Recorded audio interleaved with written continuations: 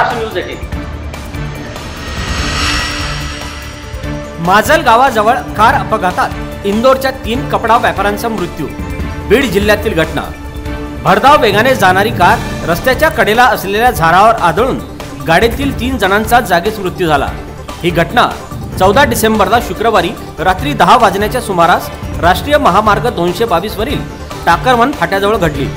या अपघातात सुरेश हरियाणी, हेमंत राजपूत, रोहित सर्व राहणार इंदोर मध्य प्रदेश अशी मृत्यू पावलेल्यांची नावे आहेत। ते कपड्याचे व्यापारी आहेत। तिन्ही व्यापारी हे इंदोर येथून बीड येथील व्यापाऱ्याकडे आलेले होते।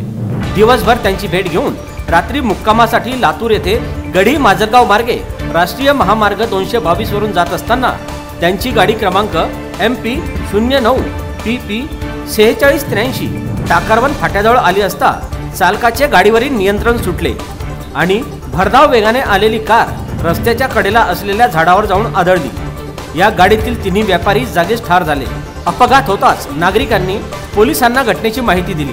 पोलिसांनी तात्काळ घटनास्थळी धाव घेऊन रात्री उशिरा तिन्ही मृतदेह ग्रामीण रुग्णालयात आणण्यात आले। अपघाताची माहिती मयत व्यापाऱ्यांच्या नातेवाईकांना दिली आहे।